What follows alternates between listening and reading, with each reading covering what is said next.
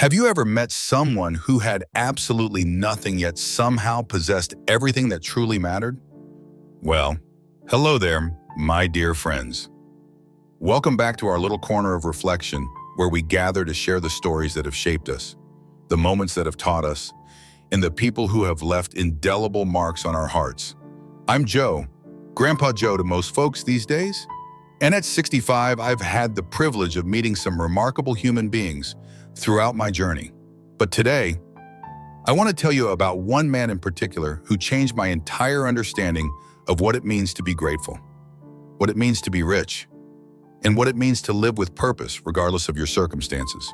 This is the story of Sam, a Vietnam veteran I met on what started as an ordinary Tuesday morning in 1998 when I was 38 years old and thought I had life pretty well figured out. It's a story about a diner, a stray cat, half a sandwich, and a lesson in humanity that would fundamentally alter how I view abundance, generosity, and the true measure of a person's worth, but more than anything. It's a story about discovering that sometimes the greatest teachers come disguised as the people society has forgotten. The ones we walk past without really seeing.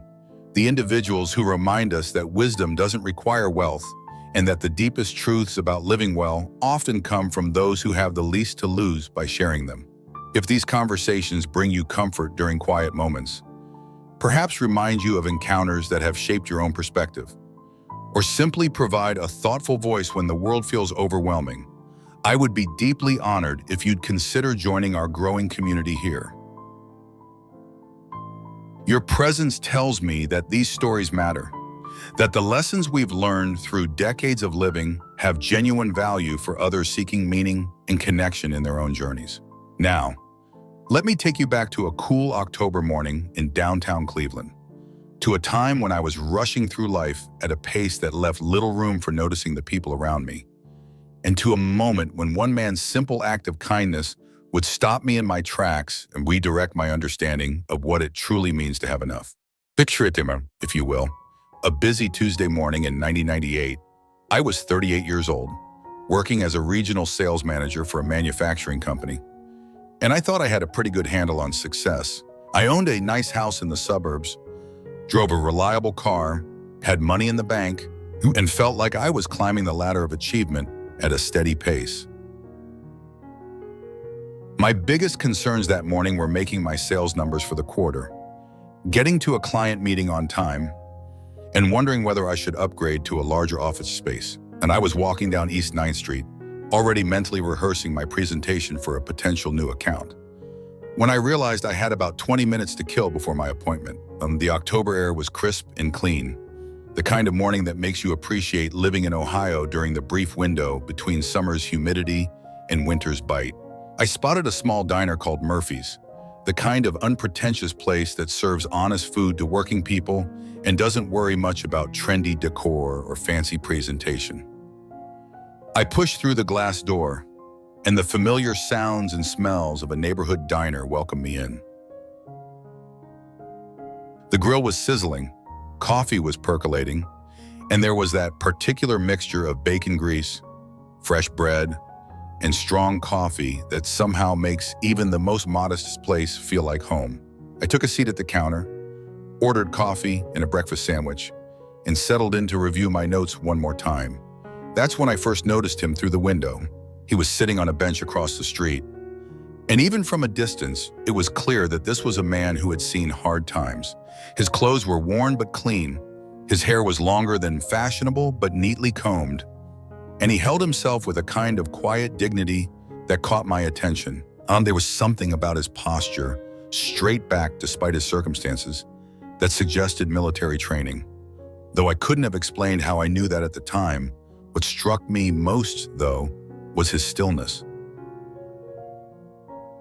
In a world where everyone seemed to be rushing somewhere, he sat perfectly calm, watching the morning activity with the patient attention of someone who had nowhere urgent to be but was fully present to wherever he was.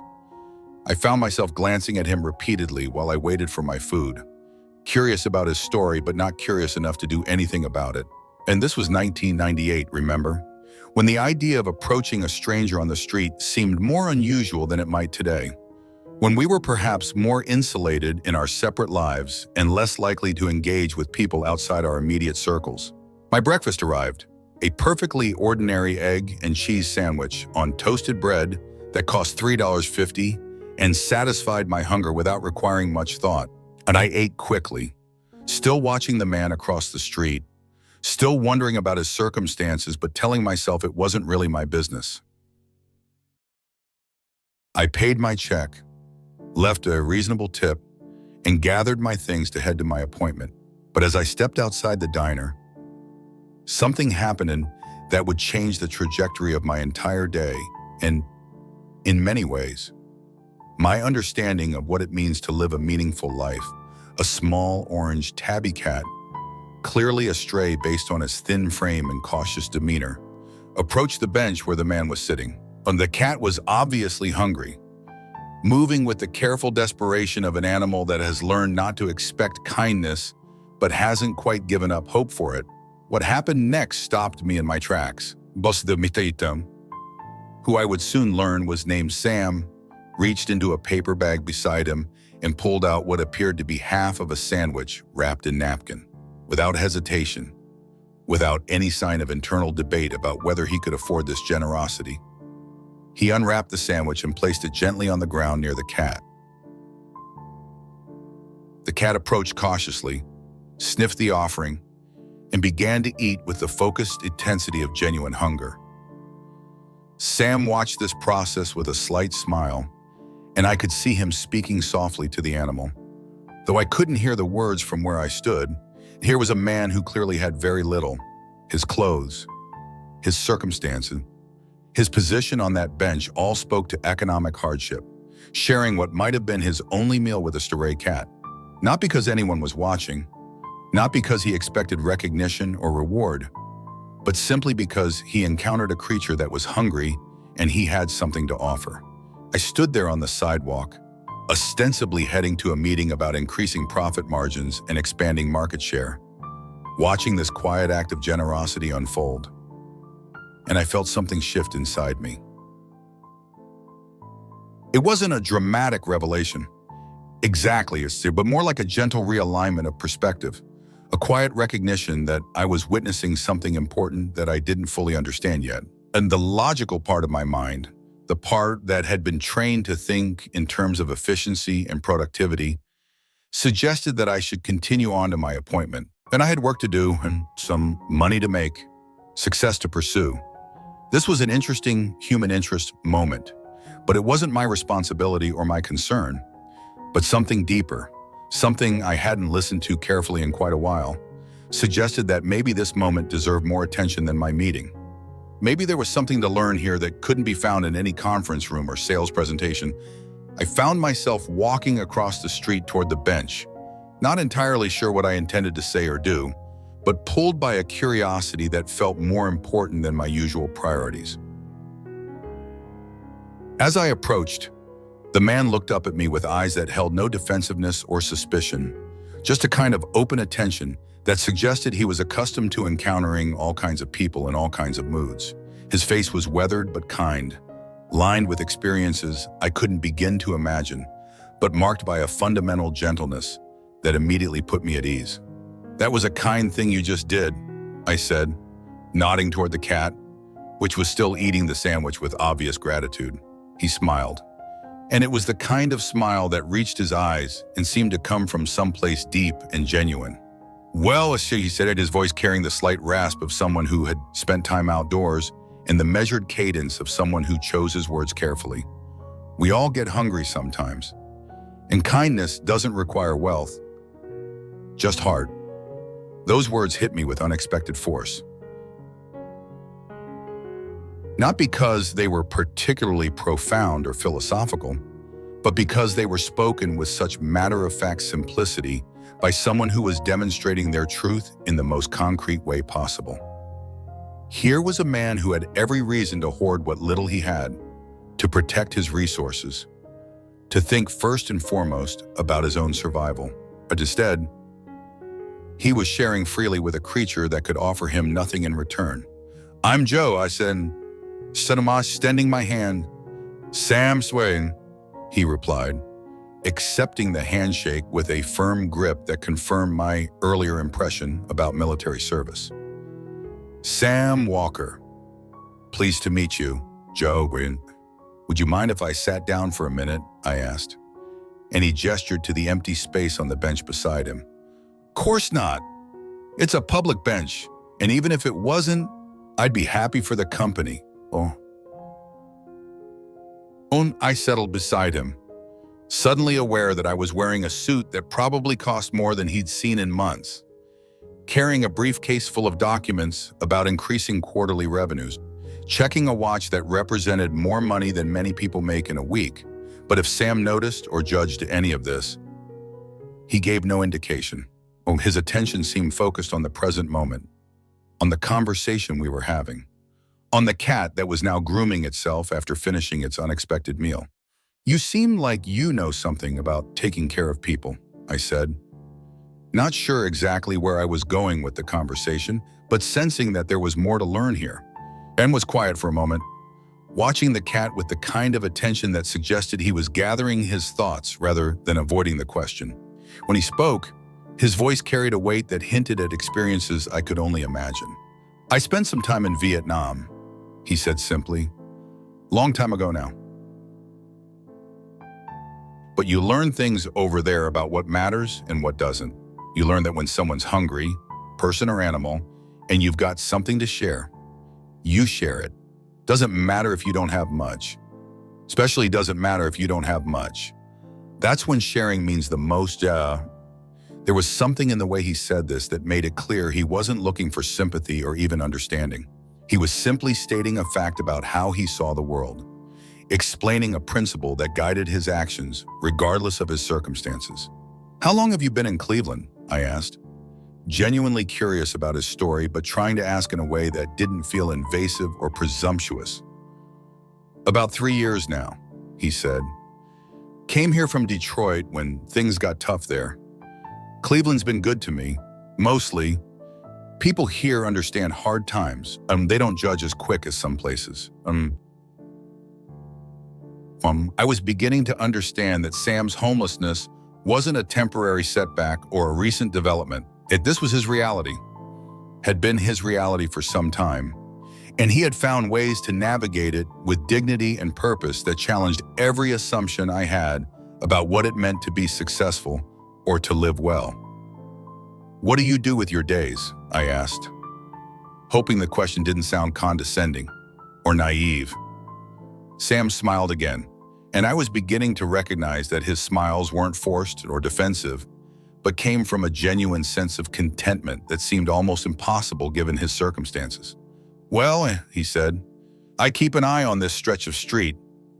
Make sure folks are okay, especially the older ones and the ones who look like they might be struggling. I know where the good food is, where you can get a clean bathroom, where the people are kind and where they're not. I help when I can, stay out of the way when I can't. Yepa, he paused, watching a young mother push a stroller past us, and I noticed the way he nodded respectfully to her, how she smiled back without fear or discomfort. I suppose you could say, I'm like a neighborhood resource, he continued. People know they can ask me questions, and I'll give them honest answers. Sometimes folks need directions, and sometimes they need to know if a place is safe. Sometimes they just need someone to listen for a few minutes. Doesn't cost me anything to be helpful, and it makes the day feel worthwhile. And as he spoke, I began to understand that Sam had created a life of purpose and service despite, or perhaps because of, his material limitations. He had found ways to contribute to his community, to make himself valuable and valued. That had nothing to do with traditional measures of success or achievement. But what struck me most was how naturally this seemed to come to him. There was no sense that he was making the best of a bad situation or that he was settling for less than he deserved. He spoke about his life with the same matter-of-fact contentment that I might have used to describe a satisfying job or a comfortable home. The cat, having finished its meal and grooming, approached Sam's leg and rubbed against it briefly before settling down in a patch of sunlight near the bench. Miang reached down and gently scratched behind its ears, and the cat began to purr with obvious contentment. "That's Ginger," Miang said, noticing my attention to this interaction. "She's been coming around for about 6 months now. Smart cat, knows where to find kindness and where to avoid trouble. We look out for each other." I watched this simple exchange, a homeless man and a stray cat sharing a moment of mutual affection, and felt something important shifting in my understanding of what it meant to be rich, what it meant to have enough, what it meant to live a life that mattered. And here on my way to a meeting about increasing profits and expanding market share, worried about quarterly reports and competitive positioning. And I was sitting next to a man who had found ways to create meaning, connection, and purpose without any of the things I had been taught were necessary for a successful life. "Sam," I said, except he's still trying to process what I was experiencing. "I have to ask, how do you stay so positive? How do you find reasons to be generous when you're dealing with so much uncertainty?" He was quiet for a long moment, not in a way that suggested he was avoiding the question, but in a way that suggested he wanted to give it the thoughtful consideration it deserved. When he spoke, his words came slowly and deliberately, as if he was sharing something he had learned through hard experience rather than casual observation. "You know, Joe," he began, "I spent a lot of years after Vietnam being angry. Angry about what I'd seen over there, angry about how I was treated when I came back, angry about how things worked out for me afterward. That anger was like carrying a heavy pack everywhere I went. It didn't hurt the people I was angry at. Most of them didn't even know I existed. But it was wearing me down, making everything harder than it needed to be." He paused to watch a group of office workers hurrying past us, and I noticed how he observed them without judgment or resentment, despite the obvious contrast between their circumstances and his. One day, maybe 5 years ago, I was sitting on a bench not too different from this one, feeling sorry for myself and mad at the world, when I saw an old woman struggling with her groceries. Must have been 80 years old, trying to carry bags that were too heavy for her, and everyone was just walking past like she was invisible. Sam's voice took on a different quality as he continued, as if he was remembering not just the events, but the emotions of that day. "So I got up and helped her, carried her bags to her car, made sure she was okay. She was so grateful, so surprised that someone would help without expecting anything in return. And you know what happened? For the first time in years, I felt useful. I felt like I mattered. When I felt like maybe my life had purpose, even if it wasn't the purpose I'd originally planned." He looked at me directly then, and I could see in his eyes the sincerity of someone who had discovered something essential about human nature and the sources of genuine satisfaction. "That's when I realized that being grateful and being generous aren't luxuries you can afford when you have enough," he said. "They're necessities you need most when you have the least. When you don't have much, every act of kindness you can offer becomes more valuable, not less. When you're not distracted by accumulating things, you can focus on the things that actually make life meaningful." And as Sam spoke these words, I felt them settling into my understanding in a way that wasn't just intellectual but emotional and spiritual.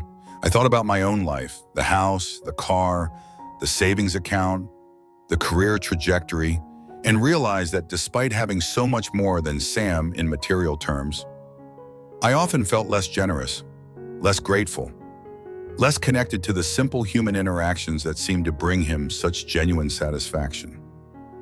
"But how do you deal with the uncertainty?" I asked. "Not knowing where your next meal is coming from, where you'll sleep, what will happen if you get sick or hurt." Sam nodded, acknowledging that these were legitimate concerns that shaped his daily reality in ways I could only imagine it. "The uncertainty is real," he said. "I'm not going to pretend it's easy or that I don't worry sometimes. No, but here's what I've learned. Most of the things we worry about never happen, and most of the things that do happen aren't as bad as we thought they'd be. And the energy you spend worrying about what might go wrong is energy you can't use to deal with what's actually happening right now. And he gestured to the street around us, the morning activity of people heading to work, conducting business, living their lives. Look around, he said. Every single day, I meet people who are willing to help. Not everyone, not even most people, but enough people to make it work. The woman at the coffee shop who sometimes gives me the day-old pastries, and the security guard at the office building who lets me use the restroom and doesn't make me feel ashamed about it. The nurse at the clinic who treats me with the same respect she'd show any patient. There's more kindness in the world than you might think if you're not looking for it. As Sam spoke, I realized he was describing a completely different way of understanding security and abundance. Instead of security based on accumulation and control, he had found security based on trust in human decency and his own ability to contribute value to the people around him. Instead of abundance measured by possessions, he had found abundance in the richness of daily human connections, in the satisfaction of being helpful despite his limitations. The more time I spent talking with Sam, the more I began to question assumptions about success and failure, about what it meant to have a good life, about the relationship between material wealth and genuine contentment. Here was a man who, by conventional measures, had failed at almost everything: career, family stability, financial security, social status, yet he radiated a kind of peace and purpose that I recognized was often missing from my own life and the lives of many people I knew who had achieved everything they thought they wanted. Checking my watch and realizing that my appointment was starting in 10 minutes. I need to get to a meeting, but I wonder, would you mind if I came back sometime? Maybe we could continue this conversation. His face lit up with genuine pleasure at the suggestion. I'd like that very much. Joe, I'm usually around here most mornings, and I'm always happy to talk with someone who's willing to listen. I stood up, gathering my briefcase and coat, but I found myself reluctant to leave. If something important was happening in this conversation, something that felt more valuable than whatever was waiting for me in that conference room. One more question, I said. What you said about kindness not requiring wealth, do you really believe that's true, even for people who do have wealth? Even for people who could afford to be more generous than they are? Sam considered this question with the same thoughtful attention he'd given to all my others. And when he answered, his voice carried a gentle challenge that wasn't judgmental, but was unmistakably direct. I think, he said slowly, that having wealth can make kindness easier in some ways and harder in others. Easier because you have more resources to share. Harder because you have more to loot, more to protect, more reasons to worry about being taken advantage of. He paused, watching Ginger stretch and resettle in her patch of sunlight. But here's what I know for gracefully: the kindness that matters most doesn't cost money, and treating people with respect costs nothing, and listening when someone needs to be heard costs nothing. So, seeing people as human beings instead of problems or inconveniences costs nothing. It's some of the most generous people I've met have been people who didn't have any money to spare, but had hearts big enough to make room for everyone they encountered. As I walked away from that bench toward my business meeting, Sam's words echoed in my mind with increasing power. And I found myself thinking about the sandwich he'd shared with Ginger, about the matter-of-fact way he'd described his life of service to his neighborhood, about the contentment he'd found in circumstances that would have devastated most people. The meeting I attended that morning went well enough, and we discussed market penetration strategies and revenue optimization techniques. We analyzed competitor data and identified opportunities for growth. And it was the kind of meeting I'd attended dozens of times before, focused on the kinds of goals I'd been pursuing throughout my career. But I found it difficult to concentrate on the familiar concerns about profit margins and market share. Sam's perspective kept intruding on my thoughts, challenging me to consider what success really meant, what security really required, what kind of life actually generated the deep satisfaction that seemed to radiate from him despite his circumstances. And over the following days, I found myself thinking about our conversation more and more frequently, began noticing things I'd previously overlooked, the homeless individuals I passed on my way to work, the small acts of kindness happening around me every day, the assumptions I made about people based on their appearance or circumstances. But more than that, I began questioning my own relationship with gratitude and generosity. And despite having so much more than Sam in material terms, I realized that I often felt less grateful for what I had and less generous with what I could offer. I complained about minor inconveniences, worried about financial concerns that were trivial compared to what Sam faced daily, and often failed to notice opportunities to be helpful to the people around me. A week later, I found myself walking down East 9th Street again, hoping to find Sam on his usual bench. I'd spent the intervening days thinking about our conversation, and I wanted to continue learning from his perspective on life, gratitude, and the art of finding meaning in unexpected places. He was there, sitting in the same spot, and he greeted me with the same warm smile that had made such an impression during our first meeting. "Joe, he said, standing up to shake my hand. "Good to see you again. How was your week?" "Interesting," Judah said, settling onto the bench beside him. "I've been thinking a lot about what you said about kindness and gratitude. I wanted to ask you more about how you learn to see things the way you do." Sam seemed pleased that I'd returned and ready to continue our conversation where we'd left off. "Well," he said, "it wasn't something I learned all at once. It was more like a gradual process of figuring out what actually made me feel good about myself and what just made me feel worse." He pointed to a small coffee shop across the street where a steady stream of customers was coming and going. "See that place, Maria's Coffee? Maria, she's the owner. She lets me sweep the sidewalk in front of her shop every morning in exchange for a cup of coffee." Now, I could see that arrangement as charity, as her taking pity on me, and feel embarrassed or resentful about it. Or I could see it as a fair trade. I provide a service that helps her business. She provides something I need. Same situation, completely different experience depending on how I choose to think about it. This was exactly the kind of insight I'd been hoping to explore further. Sam seemed to have developed a way of interpreting his experiences that allowed him to maintain dignity and find meaning even in circumstances that most people would find devastating. "But how do you maintain that perspective when things get really difficult?" I asked. "When you're cold, hungry, worried about where you'll sleep?" Sam nodded, acknowledging that maintaining a positive outlook wasn't always easy or automatic. "Those times are hard," he admitted. "I'm not going to pretend they're not.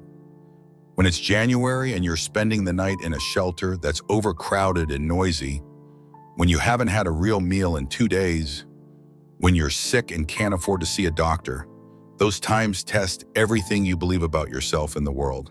He was quiet for a moment, and I could see him remembering specific experiences that had challenged his resilience. "But here's what I've learned," he continued. "Those difficult times don't last forever.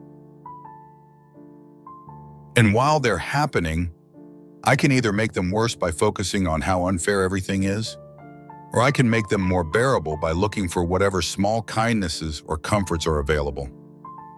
Sam pointed to a nearby tree where several sparrows were gathered, apparently enjoying the morning sunshine. "See those birds? They don't know where their next meal is coming from either. They don't have safe, warm places to sleep every night. But look at them.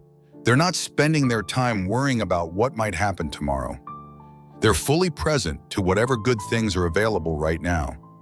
The sun mending, the company of other birds, the possibility that someone might drop some crumbs." As he spoke, I realized that Sam was describing a fundamentally different relationship with uncertainty and vulnerability than I'd ever considered. Instead of seeing these as problems to be solved or eliminated, he'd learned to accept them as basic conditions of life that could be navigated with grace and dignity. "It sounds like you're saying that gratitude is a choice you make regardless of circumstances," I said, trying to understand the practical implications of his philosophy. "Exactly," Sam replied. And it's a choice you have to make over and over again, every day, sometimes every hour. It's not a feeling you have or don't have. It's a practice you develop, like a muscle you strengthen through use. He pulled a small notebook from his jacket pocket, worn and dog-eared from constant use.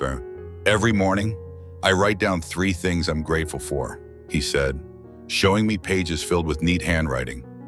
Sometimes they're big things: a warm place to sleep, a good meal, a kind conversation with someone like you. Sometimes they're tiny things: sunshine on my face, Ginger coming to visit, finding a quarter on the sidewalk. I looked at the notebook pages he was showing me, filled with simple observations about daily life written in careful script. Today, I'm grateful for 1, coffee from Maria, 2, sunny morning, and 3, Ginger ate well yesterday. These weren't the dramatic expressions of gratitude you might expect from someone facing serious hardship.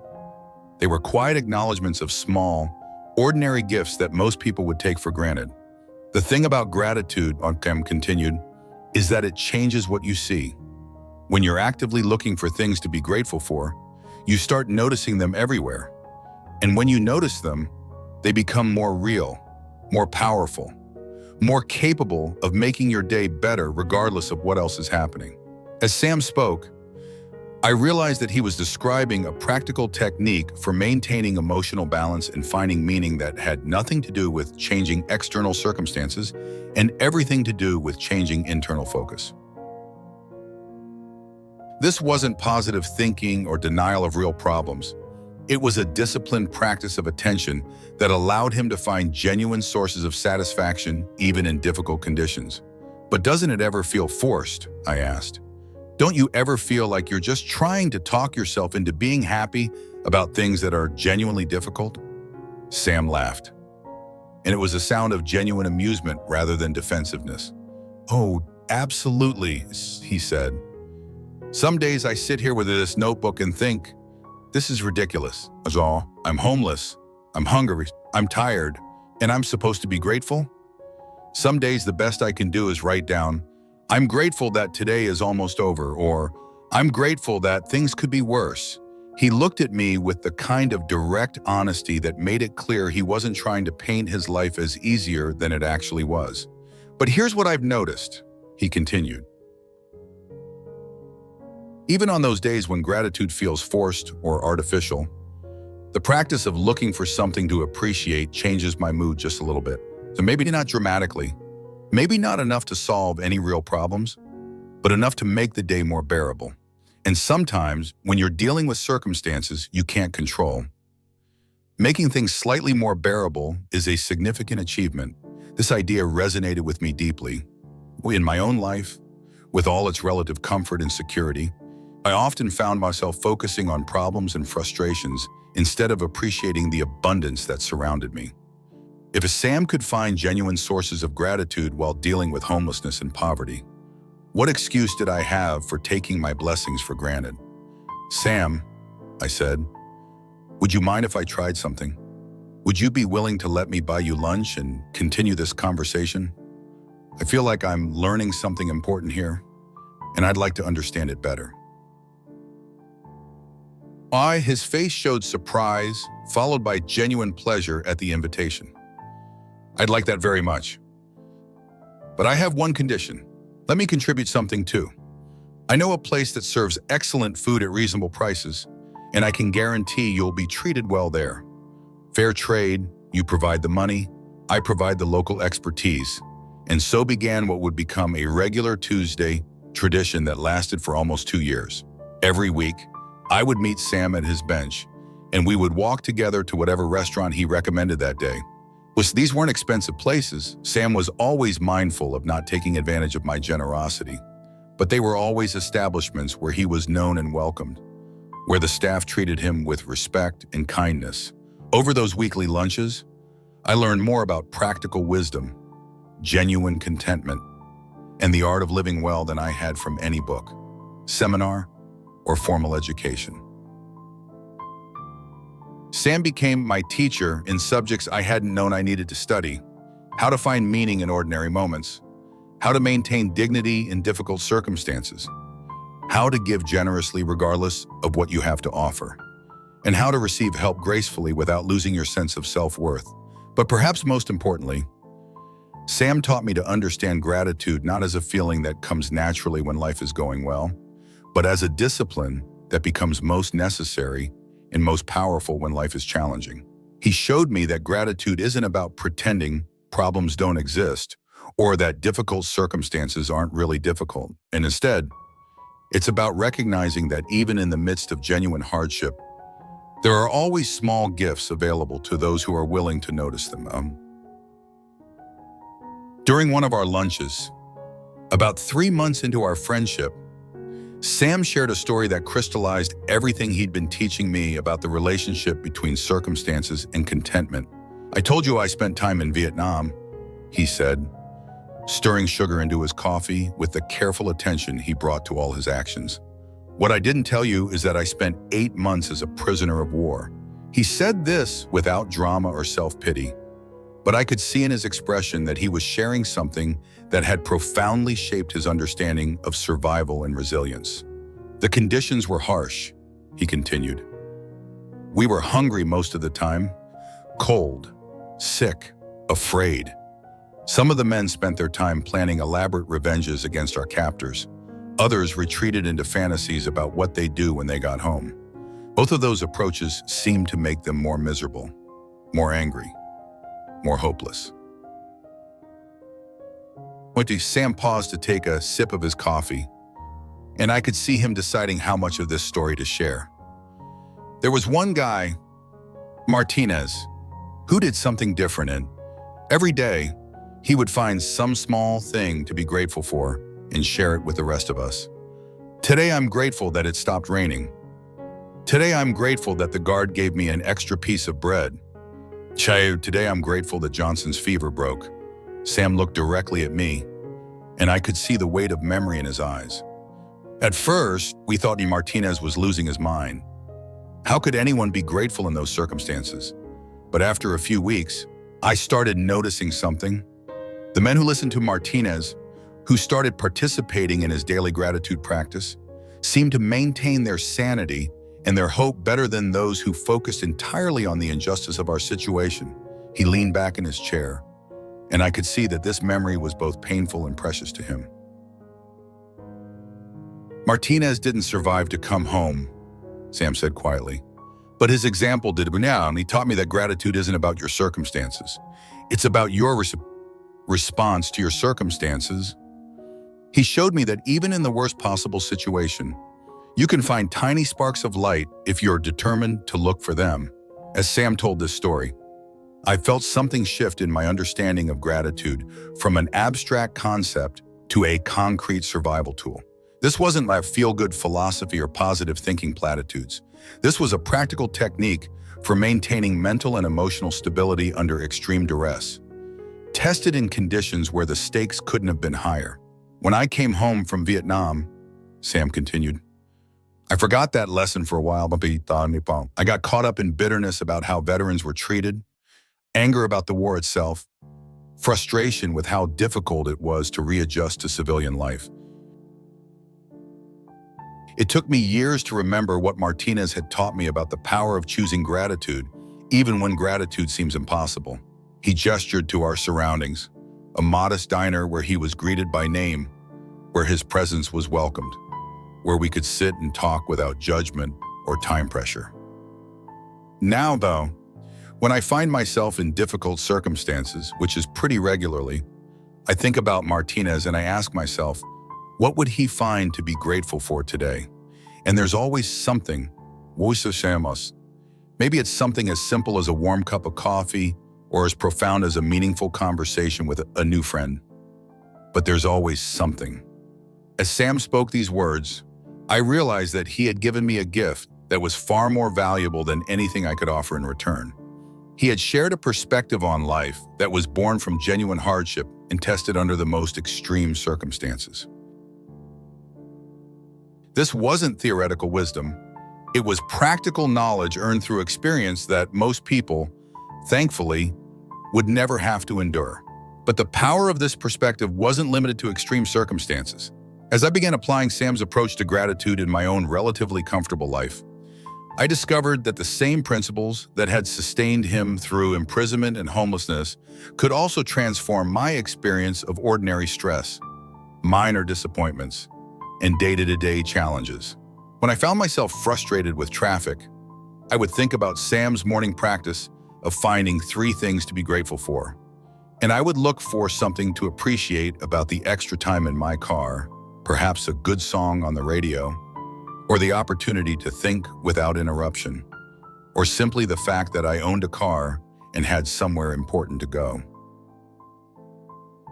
When work became stressful or demanding, I would remember Sam's ability to find meaning and purpose in his role as neighborhood resource person, and I would look for ways to be helpful to my colleagues rather than focusing solely on my own advancement or recognition.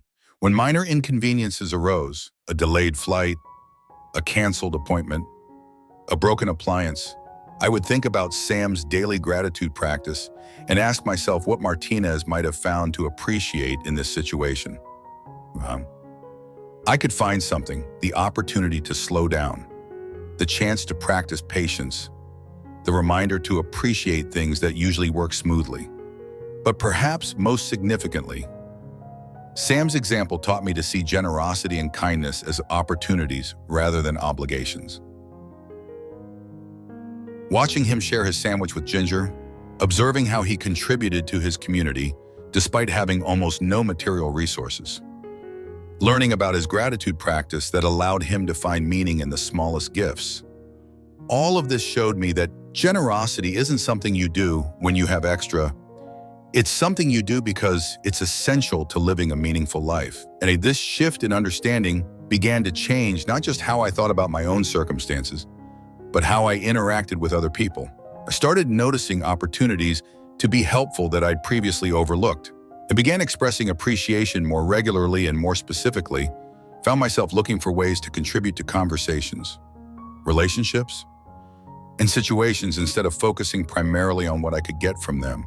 The changes weren't dramatic or immediate, but they were consistent and cumulative. Over the months of my friendship with Sam, I began to experience a kind of satisfaction and contentment that wasn't dependent on external achievements or acquisitions. And it was the satisfaction that comes from knowing you're living according to principles that matter, contributing positively to the lives of people around you, and maintaining perspective about what really deserves attention and energy. About 6 months into our Tuesday lunch tradition, something happened that tested both Sam's philosophy and my understanding of how to apply it in real-world situations. I arrived at our usual meeting spot to find Sam absent from his bench for the first time since we'd begun meeting regularly. This was unusual enough to concern me, since Sam was reliable in ways that many people with much more structured lives were not. I waited for about 20 minutes, then walked over to Maria's coffee to ask if she'd seen him. "Oh, honey," Maria said when I asked about Sam, her expression immediately showing worry. "He's been in the hospital for 3 days. Pneumonia. It got bad fast. One of the other street folks brought him to the emergency room Saturday night. The news hit me harder than I'd expected. Despite having become close friends with Sam, I'd somehow managed to avoid thinking too deeply about the health risks he faced living without shelter, especially as winter approached. The abstract understanding that his lifestyle was dangerous had suddenly become a concrete crisis that threatened to take away someone who had become important to me. I asked Maria which hospital, and she gave me directions to the county medical center about 15 minutes away. I drove there immediately, not sure what I'd find or whether Sam would even want to see me in what was obviously a vulnerable situation. The county hospital was exactly what you'd expect. Understaffed, overcrowded, filled with people dealing with the kinds of health crises that come from poverty, lack of insurance, and delayed medical care. It took me almost an hour to locate Sam, partly because the staff was busy with more urgent cases, and partly because homeless patients sometimes get less attention than those who arrive with insurance cards and established medical histories. When I finally found him, Sam was in a shared room with 3 other patients, lying in a hospital bed that made him look smaller and more fragile than he'd ever appeared sitting on his bench.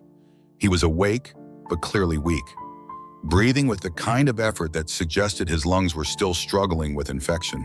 When he saw me, his face lit up with the same warm smile I'd come to associate with him, though it was obviously more difficult for him to maintain than usual. "Joey," he said, his voice hoarse and quiet. "Well, what are you doing here?" "Maria told me you were sick," I said, pulling a chair close to his bed. "How are you feeling?" "Like I got hit by a truck," he admitted with a weak laugh. "But I'm grateful to be here. Grateful for the doctors and nurses who are taking care of me. Grateful that you came to visit, even in his hospital bed, dealing with a potentially serious illness." Sam was practicing the gratitude discipline that had become such a central part of his approach to life. But I could also see that this practice was being tested in ways that our previous conversations hadn't explored. "Safe, Sam," I said carefully. "Are you really grateful to be here? Or is that something you feel like you should say?"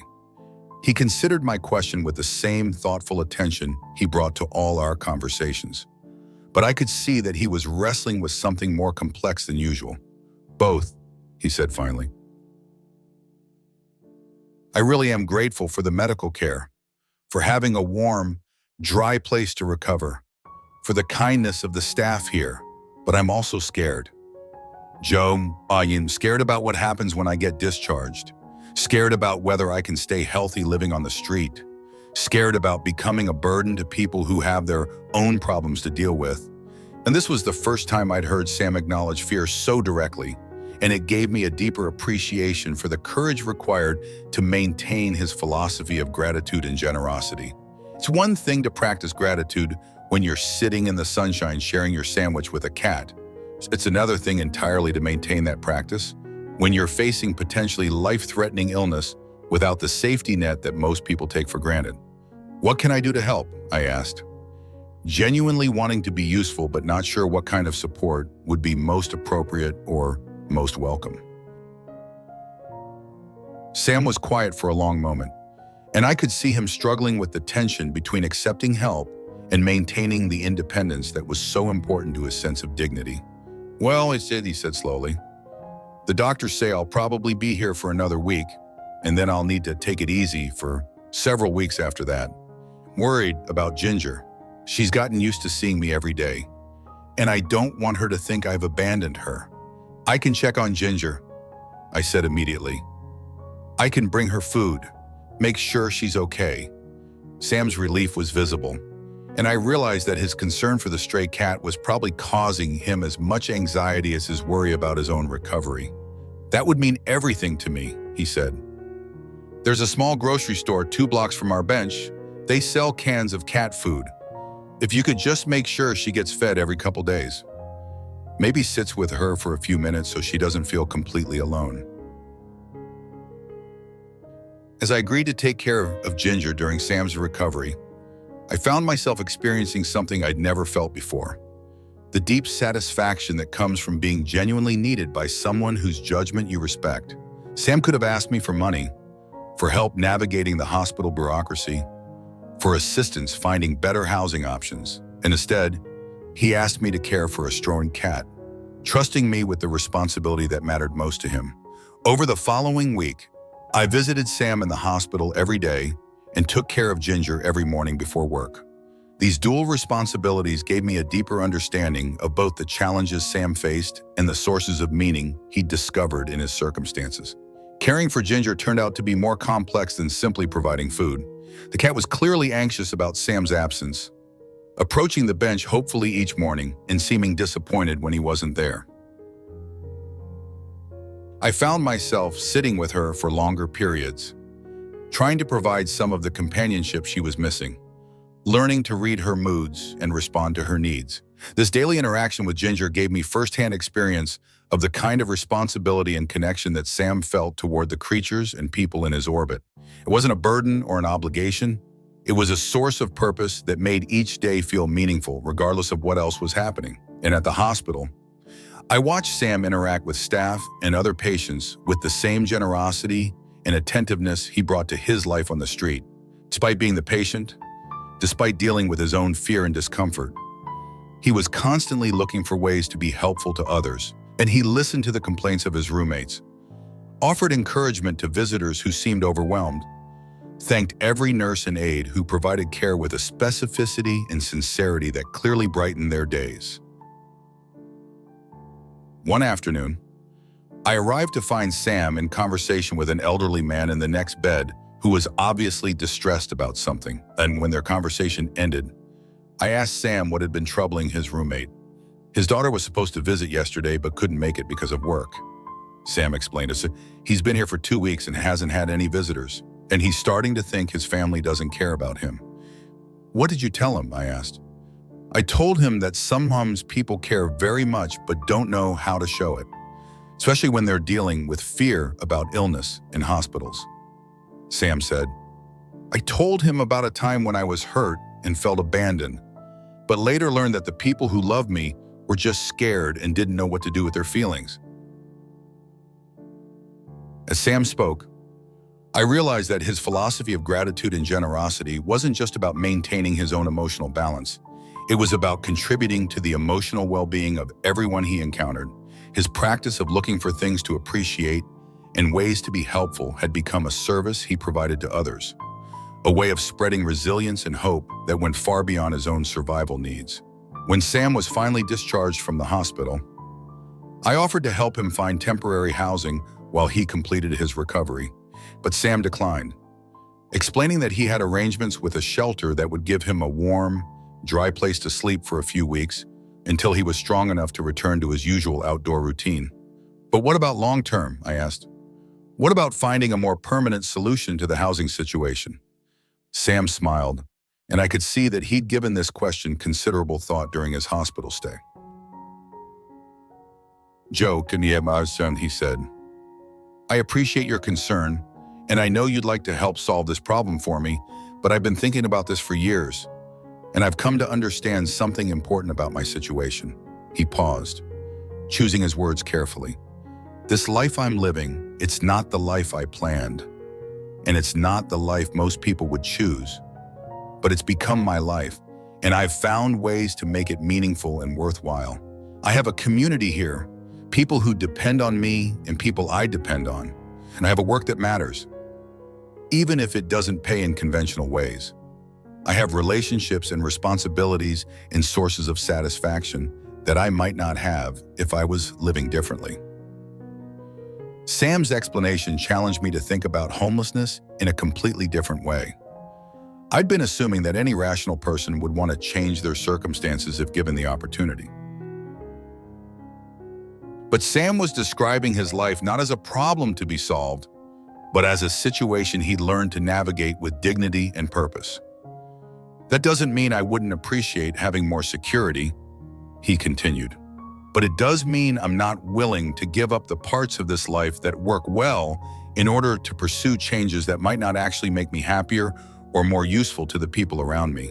This conversation forced me to examine my own assumptions about success, security, and the relationship between circumstances and contentment.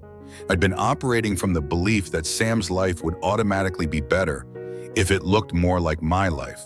But Sam was suggesting that contentment came not from achieving particular circumstances, but from finding meaning and connection within whatever circumstances you found yourself navigating. As Sam recovered his strength over the following weeks, our Tuesday lunch tradition resumed, and I continued learning from his perspective on the art of living well regardless of external conditions. But my experience caring for Ginger and visiting him in the hospital had deepened my understanding of his philosophy in ways that purely conversational learning never could have accomplished. I'd experienced firsthand the satisfaction that comes from being responsible for something beyond yourself, the meaning that emerges from simple acts of consistent care, the way that generosity creates connection rather than depletion. And I'd seen that how Sam's gratitude practice wasn't just personal therapy, but a way of contributing positively to every environment he entered. Most importantly, I'd learned that the principles Sam lived by weren't just survival techniques for dealing with extreme circumstances. They were life skills that could enhance anyone's experience regardless of their material situation. Being generosity, attention to simple pleasures, focus on contribution rather than accumulation. These weren't consolation prizes for people who couldn't achieve conventional success, and they were sources of genuine fulfillment that became more accessible, not less. When you weren't distracted by the pursuit of status and security. About a year after Sam's hospitalization, I experienced my own crisis that tested my ability to apply the lessons he'd taught me. My company went through a major reorganization that eliminated my position and left me unemployed for the first time in my adult life. The financial implications weren't immediately devastating. Patricia and I had savings that would carry us through several months. But the psychological impact was more severe than I'd anticipated. But for wax, I found myself struggling with feelings of rejection, uncertainty about my professional future, and anxiety about what this setback meant for our long-term financial security. I spent days sending out resumes and attending networking events, trying to recreate the career trajectory that had been interrupted. During one of our Tuesday lunches, about a month into my unemployment, Sam noticed that I seemed more stressed and distracted than usual. "How are you doing with the job situation?" he asked with the gentle directness that characterized his approach to difficult topics. "Not great," I admitted. "I keep thinking I should be doing more, trying harder, casting a wider net. But nothing seems to be working, and I'm starting to worry that maybe I'm just not as valuable in the marketplace as I thought I was." Sam listened to my concerns with the same patient attention he brought to all our conversations. And I could see him considering how to respond in a way that would be helpful rather than dismissive. "Can I ask you something?" he said. "During this time when you haven't been working, have there been any good things that have happened that wouldn't have happened if you were still at your old job?" The question surprised me because I'd been so focused on the problems created by unemployment that I hadn't considered whether there might also be opportunities or benefits that came with this unexpected change in the routines. "Well," I said, thinking about it, "I've been able to spend more time with Patricia. We've had conversations and shared experiences that wouldn't have been possible when I was working 60-hour weeks. I've been reading more, sleeping better, actually cooking dinner instead of grabbing takeout on the way home." "Anything else?" Sam prompted. "I've been volunteering at the literacy center downtown," I continued, warming to the exercise. "Something I'd been meaning to do for years but never had time for. And I've been meeting with you more regularly, which has been one of the best parts of my week." As I spoke, I realized that Sam was guiding me through his gratitude practice, helping me recognize that even a crisis like unemployment contained genuine gifts that were worth acknowledging and appreciating. "Now," Sam said, "I'm not suggesting that unemployment is better than employment, or that you should stop looking for work. But I am suggesting that you might be missing some of the value of this experience if you focus only on what's wrong with it instead of also noticing what's right with it." This conversation shifted my approach to my job search in subtle but important ways. Instead of frantically trying to recreate my previous career path, I began considering what kind of work would allow me to maintain some of the benefits I discovered during unemployment: more time with family, opportunities for volunteer service, better balance between professional and personal priorities. Instead of seeing my age and experience as potential liabilities in a competitive job market, I began thinking about the value I could offer to organizations that needed mature judgment, institutional memory, and the kind of perspective that comes from having weathered multiple economic cycles. Most importantly, I began approaching networking and interviews with Sam's philosophy of focusing on contribution rather than acquisition. And instead of asking what potential employers could do for me, I started asking what I could do for them. Instead of emphasizing my need for work, I started emphasizing my desire to be useful. This shift in perspective didn't immediately solve my employment situation, but it made the job search process more bearable and more aligned with my values. And when I eventually found a new position with a nonprofit organization that served veterans, coincidentally, Opine and Antonio, It was partly because I'd learned to present myself not as someone seeking security, but as someone offering service. The new job paid less than my previous position, but offered more opportunities to make a meaningful difference in people's lives. Working with veterans gave me daily reminders of resilience, sacrifice, and the kind of strength that Sam had demonstrated throughout our friendship. It felt like a natural extension of the lessons I'd learned from our relationship, a way of applying his philosophy of service and gratitude in a professional context. As I settled into this new role, I found myself thinking often about the conversations Sam and I had during my unemployment, about his ability to help me find genuine reasons for gratitude, even in circumstances that felt like failure. This wasn't positive thinking or denial of real problems.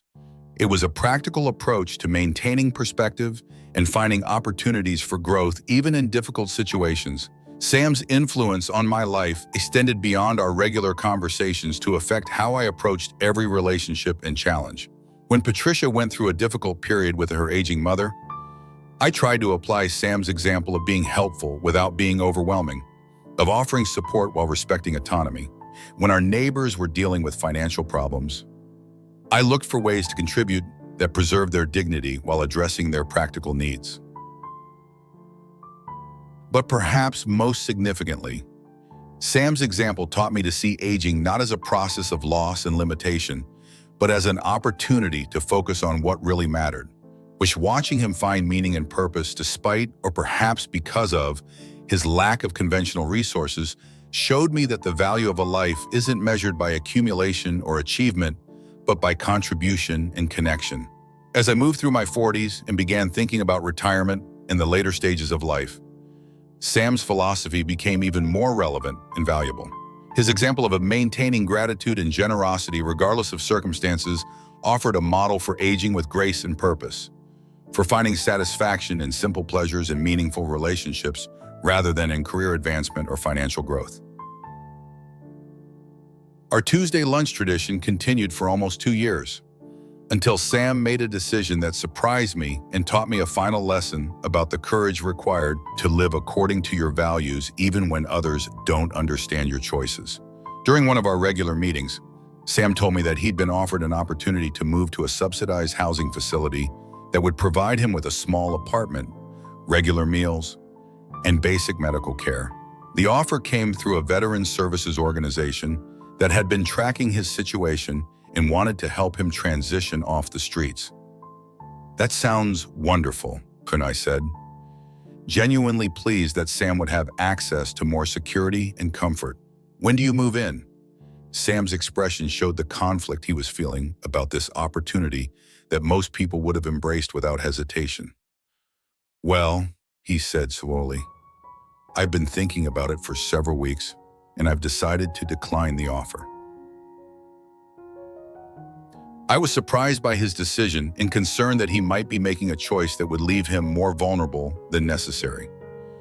"Can I ask why?" I said carefully.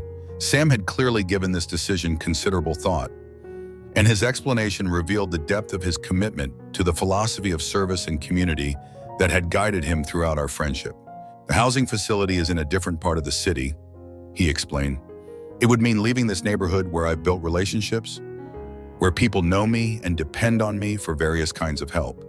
It would mean abandoning Ginger and the other street cats I've been caring for. It would mean starting over in a place where I'd be just another elderly resident instead of someone who contributes meaningfully to the community around him." As Sam spoke, I realized that he was describing the same tension that many people face as they age, the choice between security and autonomy, between accepting help and maintaining independence, between prioritizing safety and preserving purpose. "But what about your health?" I asked. "What about having a warm, dry place to live? What about not having to worry about where your next meal is coming from?" Sam nodded, acknowledging that these were legitimate concerns that factored into his decision. "Those things matter," he said. "And if I become unable to take care of myself out here, I'll reconsider. But right now, I'm healthy enough to maintain my current life. And that life has meaning and value that I'm not willing to give up for the sake of comfort alone." He gestured to the street around us, the familiar environment where he'd found purpose and community. "Joe, you've seen how I live, how I spend my days. I'm not just surviving out here, I'm contributing. Us, I'm needed. I have work that matters, relationships that sustain me, responsibilities that give my life structure and meaning. Moving to that facility would solve some problems, but it would also eliminate the parts of my life that make it worth living." Sam's decision forced me to think about the relationship between security and meaning in ways I'd never considered. I'd been assuming that anyone rational would choose safety and comfort over uncertainty and hardship, but Sam was choosing meaning and purpose over security and comfort, demonstrating a courage and clarity about priorities that challenged my own assumptions about what made life worthwhile. "I understand," I said, though I wasn't sure I completely did. "But I worry about you, Dita. I worry about what happens as you get older, as winters get harder to endure, as your health becomes more fragile." Sam smiled with the gentle confidence that had characterized his approach to uncertainty throughout our friendship. "I worry about those things too," he said, "but I've learned that worry doesn't prevent problems. It just makes the present moment less enjoyable. When those challenges come, I'll deal with them the same way I've dealt with every other challenge, by looking for ways to maintain dignity, by accepting help when it's truly necessary, by continuing to contribute whatever I can for as long as I can." As Sam explained his decision, I recognized that he was demonstrating the same principles that had guided him throughout our friendship: gratitude for what was available, generosity with whatever he had to offer, focus on contribution rather than acquisition, and trust in his ability to navigate uncertainty with grace and dignity. But I also recognized that his choice represented a kind of courage that most people, myself included, would struggle to maintain. And it's one thing to practice gratitude and generosity when you have a safety net. It's another thing entirely to choose meaning over security when that choice involves real risk and ongoing hardship. "Sam," I said, "I want you to know that whatever you decide, I'll support your choice and continue to be your friend. But I also want you to know that if you ever change your mind, if circumstances ever make that housing opportunity seem more appealing, I'll help you make that transition in whatever way I can." His gratitude for this offer was obvious, but so was his confidence in his decision. "Thank you, Joe. That means more to me than you know. But I think this is right for me, and at least for now. And I think it's right for the community I'm part of here. There are people and animals who count on me, and I'm not ready to abandon those responsibilities for the sake of my own comfort." Sam's decision to remain on the streets rather than accept subsidized housing became our final major conversation about the principles that had guided our friendship. Over the following months, as winter approached and I watched him prepare for another season of outdoor living, I gained a deeper appreciation for the strength and consistency of his commitment to living according to his values, regardless of external pressures or conventional wisdom. But more than that, Sam's choice taught me something important about the courage required to age authentically. As we get older, we're constantly faced with pressures to prioritize safety over autonomy, comfort over purpose, security over meaning. Sam's example showed me that it's possible to make different choices, to prioritize what matters most to you, even when those priorities don't align with what others think is best for you. This lesson became increasingly relevant to my own life as I moved into my 50s and began facing decisions about career changes, family responsibilities, and financial planning for retirement. Instead of automatically choosing the safest or most conventional options, I began asking myself the questions that Sam's example had raised. What gives my life meaning? What contributions am I making that wouldn't happen if I prioritized security above all else? How can I maintain purpose and autonomy as circumstances change? Our Tuesday lunch tradition eventually ended not because of any conflict or loss of interest, but because Sam decided to spend the winter months in a warmer climate where several other veterans he'd met had established a small community. He left Cleveland in November with the same quiet dignity he'd brought to every other transition, carrying everything he owned in a single backpack and expressing gratitude for our friendship and confidence in his ability to create meaning and connection wherever he went. Before he left, Sam gave me a gift that I treasure to this day, a copy of his gratitude notebook, filled with 2 years' worth of daily observations about small pleasures and simple kindnesses. The entries weren't dramatic or philosophical. They were practical acknowledgments of ordinary gifts that most people overlook. Warm sunshine, aw, good coffee, interesting conversation, ginger purring, kind word from stranger, dry plated to sleep. Reading through Sam's gratitude entries, I was struck by how consistently he'd found reasons to appreciate his life even during the most challenging periods. His hospitalization was represented by entries like, grateful for skilled doctors, grateful for clean sheets, and grateful for Joe's visit. His preparation for winter included grateful for warm coat from donation center and grateful for advice about staying healthy in cold weather. But what impressed me most was the way Sam's gratitude practice had evolved over time to include not just things he received, but things he was able to give. Grateful I could help Mrs. Johnson with her groceries. Grateful Ginger trusts me enough to sleep near the bench. Grateful I could share information about the food pantry with new guy on the street. This progression showed me that gratitude, practiced consistently over time, naturally evolves from appreciation for what you receive to appreciation for what you're able to contribute. It becomes less about counting your blessings and more about recognizing your ability to be a blessing to others. Sam's notebook became my guide for developing my own gratitude practice. On every morning, following his example, I began writing down 3 things I was grateful for, starting with the most basic gifts and gradually learning to notice subtler sources of satisfaction and meaning. The practice wasn't always easy or natural. There were days when gratitude felt forced or artificial, when it seemed almost insulting to acknowledge appreciation for small pleasures while other people were dealing with serious problems. But I persisted, remembering Sam's explanation that gratitude was a discipline rather than a feeling, a choice you made rather than a mood you waited for. This daily practice began to change not just how I thought about my circumstances, but how I experienced them. Became more aware of simple pleasures that I'd previously taken for granted. The taste of morning coffee, the comfort of a warm house, the satisfaction of meaningful work, the companionship of good friends. I started noticing acts of kindness and competence that happened around me every day, but that I'd been too busy or distracted to appreciate.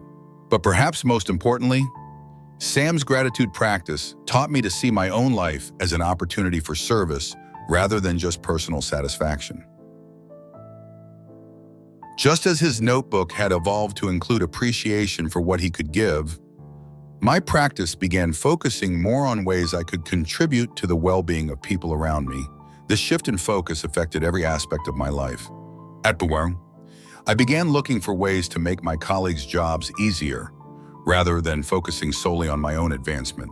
In my marriage, I started expressing appreciation more regularly and specifically, acknowledging not just the big gestures, but the daily acts of care that keep a relationship strong.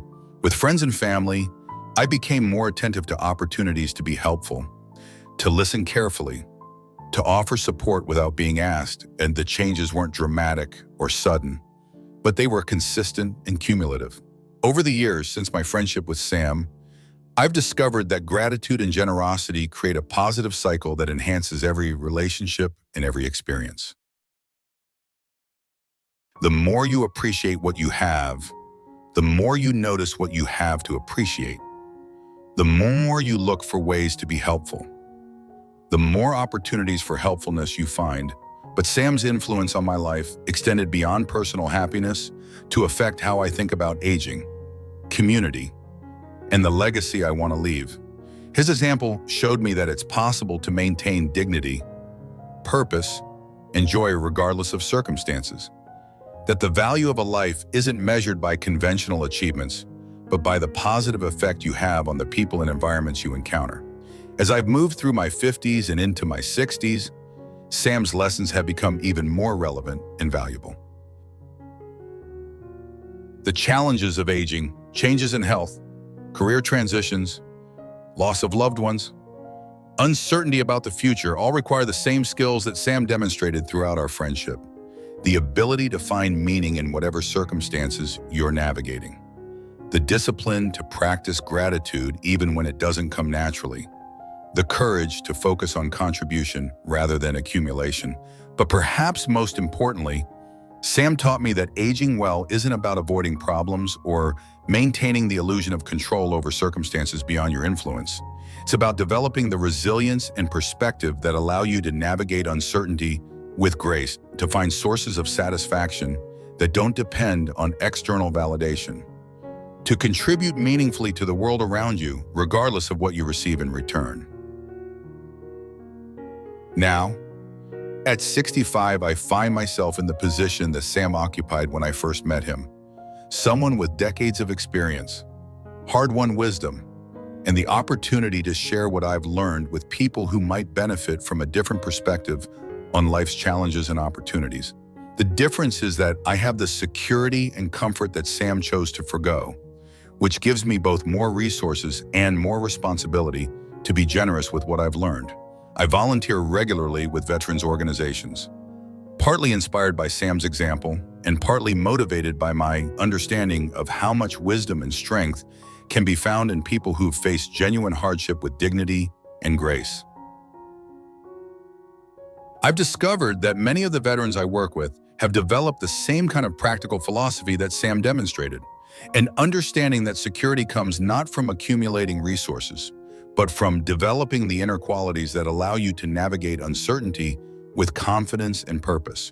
I also spend time mentoring younger people who are dealing with career setbacks, family crises, or other challenges that feel overwhelming to them, but that I recognize as normal parts of the human experience. Sam's example taught me that the most valuable gift you can offer someone in crisis isn't solutions or advice, but perspective and presence. The reminder that difficulty is temporary, that resilience can be developed, that meaning can be found even in circumstances that don't match your original plans. But perhaps most significantly, I've tried to apply Sam's philosophy to my own aging process, approaching the changes and limitations that come with getting older as opportunities for growth rather than simply problems to be solved or avoided. When I had to scale back my work responsibilities due to health issues, I used the extra time to deepen relationships and pursue interests that had been neglected during my career-focused years. When Patricia and I had to downsize our housing to reduce expenses and maintenance responsibilities, we focused on the ways that a smaller space encouraged us to prioritize what really mattered and eliminate what we'd been keeping out of habit rather than genuine need. These aren't dramatic or heroic responses to the challenges of aging, but they represent the practical application of what Sam taught me about finding gratitude and purpose regardless of circumstances. They demonstrate that the principles he lived by, attention to simple pleasures, focus on contribution, acceptance of uncertainty, commitment to service, aren't just survival techniques for extreme circumstances, but life skills that enhance anyone's experience regardless of their situation. I still think about Sam regularly, especially when I'm facing situations that test my ability to maintain perspective and purpose. I wonder where he is now, whether he's still practicing his daily gratitude routine, whether he's found new ways to contribute to whatever community he's part of. I hope that wherever he is, he's continuing to demonstrate the same quiet courage and consistent generosity that made such a profound impact on my understanding of what it means to live well. But more than wondering about Sam's current circumstances, I find myself grateful for the lessons he taught me during our brief but meaningful friendship. He showed me that wealth and security aren't prerequisites for happiness or contribution, that gratitude and generosity are choices rather than circumstances, that meaning can be found in the most ordinary interactions if you approach them with attention and care. Sam's example also taught me that true wisdom often comes disguised as simplicity, that the most profound insights about living well aren't necessarily complex or sophisticated, but require courage and consistency to apply. The idea that kindness doesn't require wealth, just heart, isn't a complicated philosophy. But living according to this principle in daily life requires the kind of strength and clarity that most people struggle to maintain. Perhaps most importantly, Sam showed me that every person you encounter has something valuable to teach if you approach them with genuine curiosity and respect. Our friendship began because I was curious about his act of generosity toward a stray cat. But it developed because I was willing to listen to his perspective on life without assuming that my circumstances made me more knowledgeable or more qualified to judge what constituted success or failure. This openness to learning from unexpected sources has enriched my life in countless ways over the years since my friendship with Sam ended. I've learned practical skills from blue-collar workers, gained emotional insights from people dealing with illness or loss, discovered new perspectives on success and meaning from individuals whose paths look nothing like my own. But Sam's influence extends beyond what I've learned from other people to affect how I approach my own role as a teacher and mentor. His example showed me that the most valuable gift you can offer someone isn't solutions or resources, but perspective and encouragement. The reminder that they have more strength and wisdom than they realize, that their circumstances don't define their possibilities, that they have something valuable to contribute regardless of what they're currently going through. This understanding has shaped how I interact with my grandchildren, how I mentor younger colleagues, how I volunteer with veterans and other people facing significant challenges. Instead of trying to fix problems or provide answers, I try to ask questions that help people discover their own resources and possibilities. Instead of offering advice based on my experience, I try to help people connect with their own wisdom and intuition. In Sam's approach to relationships, seeing every person as someone who has both something to offer and something to learn has become central to how I try to live in my later years. It's an approach that keeps me curious and engaged, that prevents the kind of isolation and irrelevance that some people experience as they age, that ensures that every day offers opportunities for meaningful connection and mutual benefit. But perhaps the most lasting impact of my friendship with Sam is how it changed my understanding of gratitude from an occasional feeling to a daily practice, from a response to good fortune to a discipline that creates its own sources of satisfaction and meaning. The gratitude notebook he gave me has been filled and replaced many times over the years. But the practice of daily acknowledgement of small gifts and simple pleasures has become as much a part of my routine as morning coffee or evening reflection. This practice has sustained me through difficult periods, the death of my parents, health scares, financial worries, the normal challenges that come with aging in a rapidly changing world. It has also enhanced happy periods by helping me notice and appreciate experiences that might otherwise pass by without full recognition.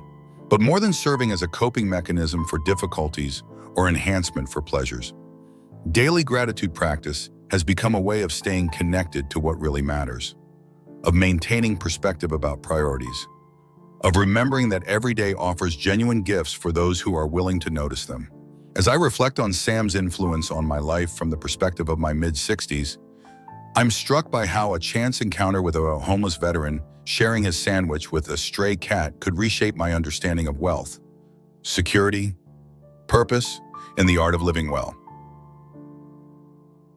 But I'm also grateful for the reminder that the most important lessons about life often come from the most unexpected sources. That wisdom isn't limited to people who've achieved conventional success, that every person you meet has something valuable to teach if you approach them with genuine openness and respect. Sam's example continues to guide me as I navigate the opportunities and challenges of aging, as I try to contribute meaningfully to my community and my family, as I work to maintain the kind of perspective and purpose that allow for genuine satisfaction regardless of circumstances. His philosophy of gratitude and generosity has become my roadmap for aging with grace and dignity, for finding joy in simple pleasures and meaning in everyday interactions. And most importantly, Sam taught me that the true measure of a life well lived isn't what you accumulate or achieve, but what you contribute and how you treat the people you encounter along the way. This understanding has freed me from many of the anxieties that plague people as they age, worries about leaving a legacy, concerns about whether their lives have mattered, fears about becoming irrelevant or forgotten. Instead of focusing on what I might lose as I get older, Sam's example has taught me to focus on what I can continue to give.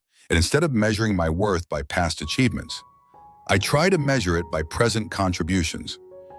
Instead of worrying about what people will remember about me after I'm gone, I try to focus on how I can make their lives a little better while I'm still here. This shift in perspective hasn't eliminated the real challenges that come with aging: health issues, financial concerns, the loss of loved ones, uncertainty about the future. But it has made these challenges more manageable by placing them in the context of a larger understanding about purpose and meaning, about the relationship between circumstances and contentment, about the sources of genuine satisfaction that remain available regardless of what else might be changing. The stray cat that Sam fed that morning outside the diner was just a hungry animal in need of a simple kindness. But witnessing that act of generosity led to a friendship that changed my understanding of what it means to be rich, what it means to be successful, what it means to live with purpose and dignity regardless of circumstances. Sam's willingness to share his sandwich with Ginger wasn't just an isolated act of kindness. It was an expression of a philosophy that sees every encounter as an opportunity for connection. Every resource is something to be shared rather than hoarded. Every day as a chance to contribute something positive to the world around you. That philosophy, demonstrated consistently over the 2 years of our friendship and reinforced by Sam's decision to choose meaning over security when offered subsidized housing, has become my guide for living with purpose and satisfaction in my later years. It reminds me daily that happiness isn't something you achieve or acquire, but something you create through attention, gratitude, and service. And the homeless veteran who taught me gratitude wasn't trying to be a teacher or a philosopher. He was simply living according to principles that made sense to him, treating every person and animal he encountered with dignity and respect, finding ways to contribute to his community despite having almost no material resources to offer. But in doing so, Sam demonstrated that wisdom and wealth aren't the same thing, that security and contentment aren't necessarily related, that the art of living well is available to anyone willing to practice gratitude, generosity, and attention to what really matters.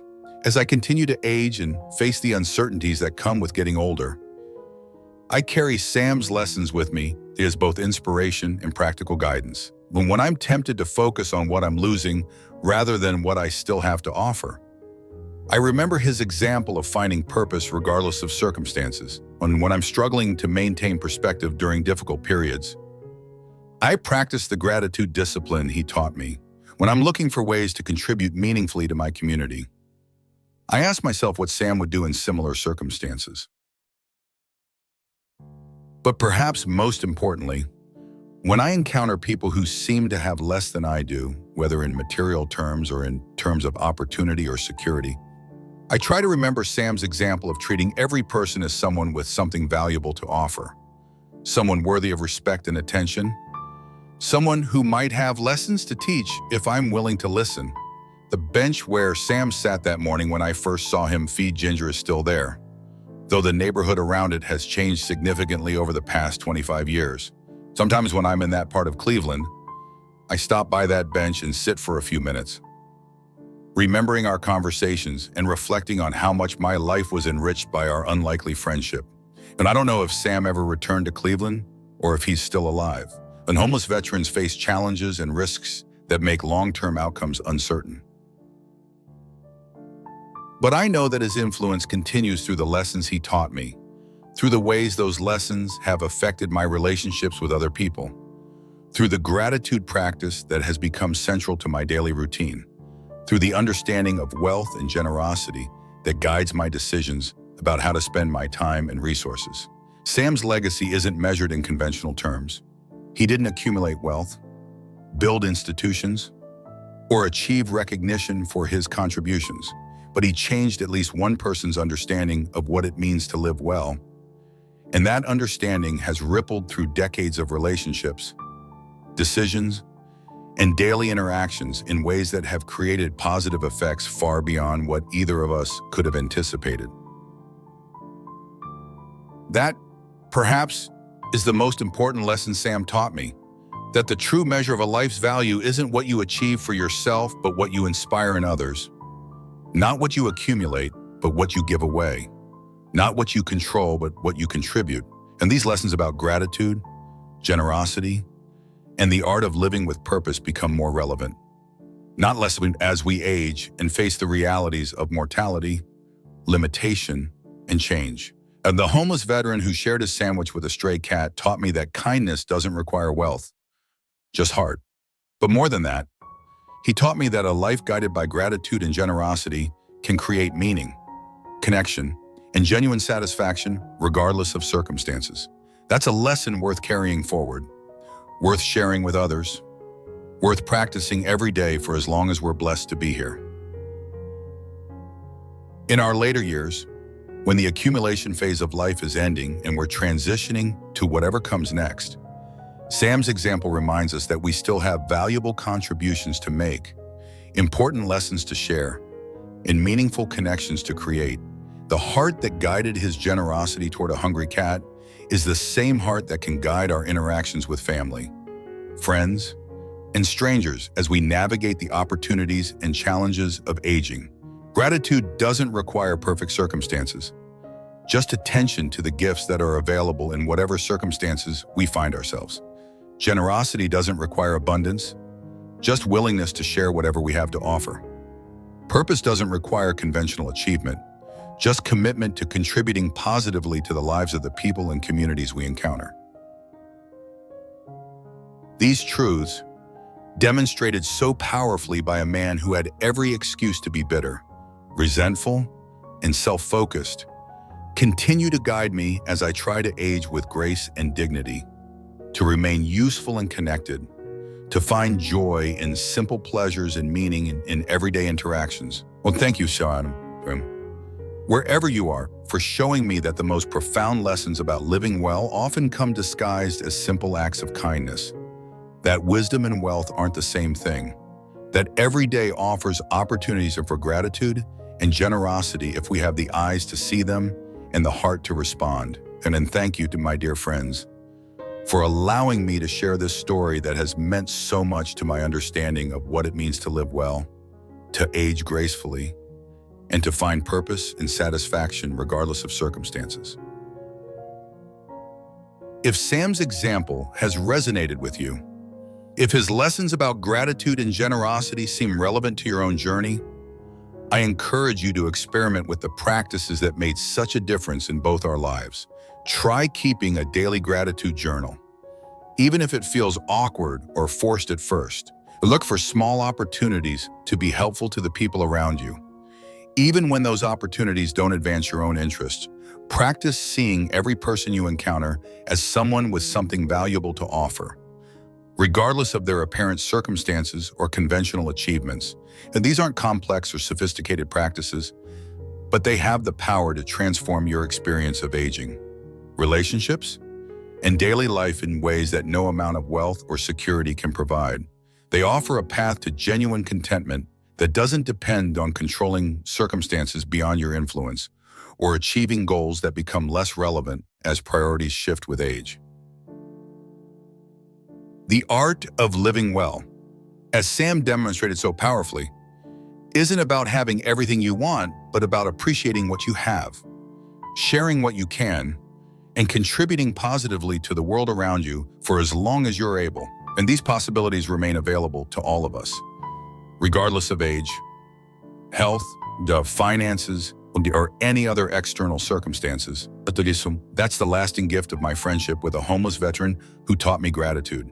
The understanding that a meaningful life is always within reach for those who choose to practice attention, appreciation, and service.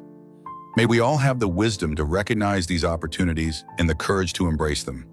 Today and every day, we're blessed to be here. The sandwich Sam shared with Ginger that morning was just half of what little food he had. But the generosity he demonstrated in that simple act opened doorways to understanding about wealth, purpose, and the art of living well that continue to enrich my life decades later. Sometimes the smallest gestures create the largest transformations, and sometimes the people who seem to have the least to offer have the most valuable lessons to share. Within our interconnected world, every act of kindness creates ripples that extend far beyond what we can see or measure. Sam's kindness to a stray cat led to a friendship that changed my understanding of gratitude and generosity, which in turn affected how I approached every relationship and challenge in the years that followed. And the veterans I've worked with, the young people I've mentored, the family members and friends who've benefited from what Sam taught me about living well, all of them have been touched by his example, even though most of them never knew his name. That's the true power of a life lived with purpose and compassion. It creates positive effects that multiply and spread in ways that can't be tracked or quantified, but that make the world a little better, one interaction at a time. Sam understood this intuitively, which is why he could find satisfaction and meaning in circumstances that would have defeated someone focused solely on personal achievement or accumulation. As we age and face the reality that our time for making a positive difference is limited, Sam's example reminds us that we don't need dramatic gestures or significant resources to contribute meaningfully to the world around us. We need only the willingness to notice opportunities for kindness, the discipline to practice gratitude even when it doesn't come naturally, and the courage to share whatever we have to offer with the people and creatures who cross our path. The legacy we leave isn't ultimately measured by what we accomplished or accumulated, but by how we treated others, what we taught through our example, and the positive effects that continue to ripple outward long after we're gone. That's a legacy available to anyone willing to live with attention, appreciation, and love. And it's never too late to begin creating it. And thank you for joining me in this reflection on a friendship that changed my understanding of what it means to live well, regardless of circumstances. Oh, may Sam's example inspire you to find your own opportunities for gratitude and generosity. And may those opportunities bring you the same kind of satisfaction and meaning they brought to a homeless veteran who understood that kindness doesn't require wealth, just heart.